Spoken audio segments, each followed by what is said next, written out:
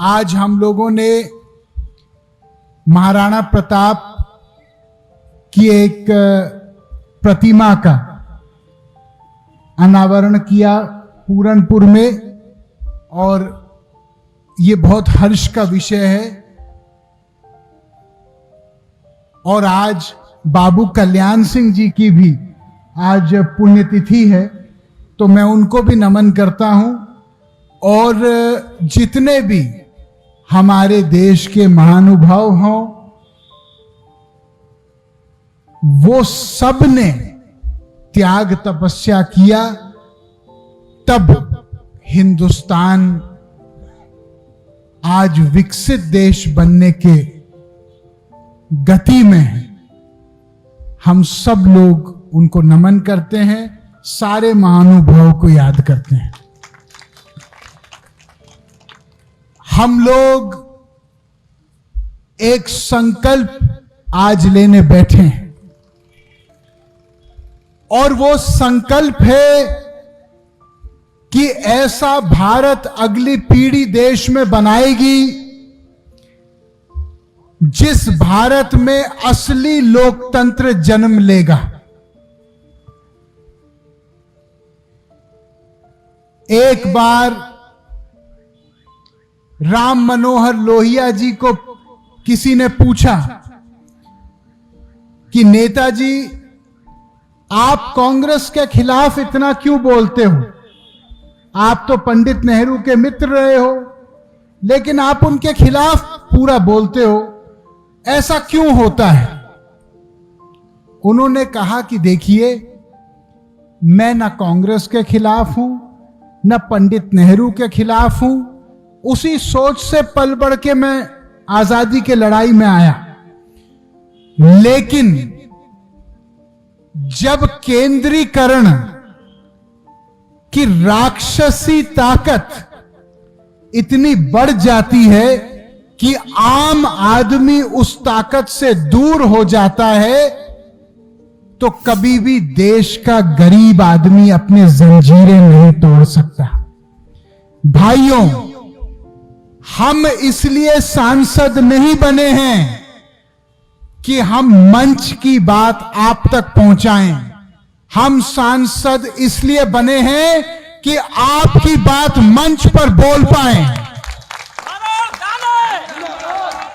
जब इस देश में बेरोजगारी खत्म होगी, जब सबकी बेटियों और बेटों को काम मिलेगा भरपूर, तो वरुण गांधी बेरोजगारी की बात करना बंद करेगा।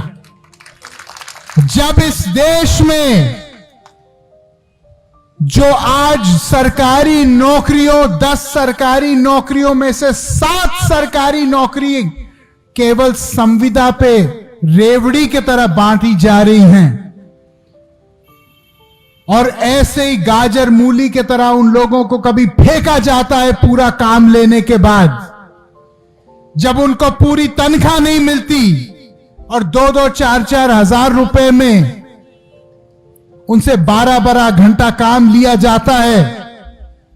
तो वरुण गांधी अगर ये नहीं बोलेगा, तो फिर इस राष्ट्र का झंडा उठाने का संकल्प मैंने कैसे किया अपने हाथ में? अगर हम लोग भ्रष्टाचार के खिलाफ बोलते हैं, क्योंकि हम मानते हैं कि ईमानदारी और राष्ट्रभक्ति ये दोनों सगी बहनें हैं। अगर ईमानदारी नहीं होगी तो राष्ट्रभक्ति भी नहीं हो सकती। जो लोग कमीशन खाते हैं, जो लोग पहले कच्चे मकान में रहते थे, फिर जनप्रतिनिधि बनने के बाद अरबों के महल बना रहे हैं, जो कॉलोनियां काट रहे हैं, जो लोगों का हक छीन रहे हैं, अगर वरुण गांधी आवाज नहीं उठाएगा तो क्या ये लोग आवाज उठाएंगे? मैं राजनीति में इसलिए नहीं आया क्योंकि राजनीति एक पेशा है, ना मैं राजनीति में कुछ बनने आया। मैं राजनीति में आया तो इस मिट्टी की खुशबू जो मुझे लगती है इसका मान सम्मान बढ़ाने के लिए मैं आया हूं। मैं इसलिए आया हूं ताकि अगर कोई माय का लाल हिंदुस्तान को अंदर से दीमक की तरह खा रहा है, तो हम नाम लेके और उसका काम लेके भी बोलेंगे और डंके के चोट पे बोलेंगे। हमारे देश में आपके बाप दादाओं ने, आपके मां और दादियों और नानियों ने अपने कंगने बेच दिए। इस देश की आजादी की लड़ाई में अपनी हड्डियां तोड़वा दी, जेल की सजा काटी, सब कुछ अपना दांव पे लगाया, तब हमारा देश जाके स्वतंत्र हुआ। आज केवल हम हिंदुस्तान पाकिस्तान के क्रिकेट मैच पे ताली बजाएं, यह हमारी देशभक्ति नहीं हो सकती। देशभक्ति हमारी तब होगी जब हम अपना सब कुछ दांव पे लगाने के लिए तैयार हो इस देश के लिए। आज मैं आपसे पूछना चाहता हूं, कितने लोग यहां पे हाथ उठाइए, कितने लोग यहां पे इस देश को प्यार करते हैं? हाथ उठाइए। कितने लोग अपने बच्चों को प्यार करते हैं? अपना हाथ उठाइए। अब मैं एक बात आपसे पूछना चाह रहा हूं। आज जब आप गरीबी देखते हैं, आप बेरोजगारी अपनी पाते हैं, आप अपने बढ़ते हुए इलाज के दाम को देखते हैं, आप अपने बच्चों की बढ़ती हुई स्कूल फीस को देखते हैं, आप दूध के, दही के, सब्जियों के, फलों के बढ़ते हुए कीमत को देखते हैं, तो क्या आपको नहीं लगता आपके इस बेटे वरुण गांधी को इनके खिलाफ आवाज उठानी चाहिए कि नहीं उठानी चाहिए? भाइयों, जब मैं राजनीति में आया तो मैं एक शंकराचार्य महाराज के पास गया।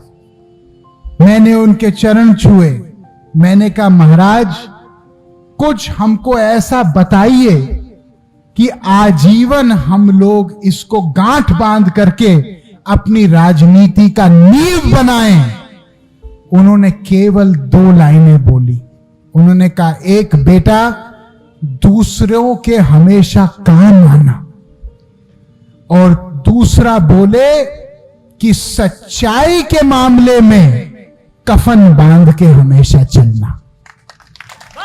उन्होंने कहा कि तुमको मैं आशीर्वाद इसलिए नहीं दे रहा हूं कि तुम एक सांसद, मंत्री ये सब बनो, तुमको मैं आशीर्वाद इसलिए दे रहा हूं कि इस देश में जहां भी अन्याय और जब भी अन्याय होगा, तुम उसके खिलाफ एक क्रांतिकारी बन के बोलोगे। हमारे बाबा जी बैठे हैं यहां पे, प्रणाम करता हूं बाबा जी आपको। एक तो बाबा जियों को हमने पाल दिया, अभी इनको देख के दूसरे बाबा जी भी आ गए कि हमारा नंबर भी कहीं ना आ जाए। क्या गलत कह रहे हैं? कह रहे भाई 1-2 बाबा जियों का नंबर लग गया, हो सकता है हम मीटिंग में आए कल हमारा भी लग जाए नंबर।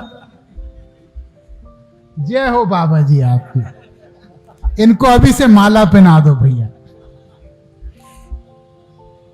ये पैसे जो बैंक में है सरकारी, ये आपके बच्चों और हमारे बच्चों के पैसे हैं, ये किसी के पिताजी के पैसे नहीं हैं। अगर आप लोग नहीं बोलेंगे तो कौन बोलेगा?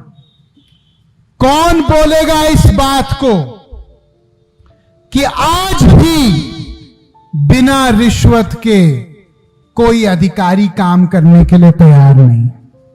गांव का आदमी झूठे केस अपने ऊपर पाता है, हाथ जोड़ के अपने ही देश में एक भिखारी के तरह अधिकारी के सामने हाथ जोड़ता है कि मुझे भैया दादा बचा लो। क्या मैं सही कहता हूं, मैं गलत कहता हूं? और वो अधिकारी का एक दलाल होता है, वो उसको कहता है भैया शाम को आ जाना, तुम्हारी संपूर्ण रक्षा होगी। क्यों?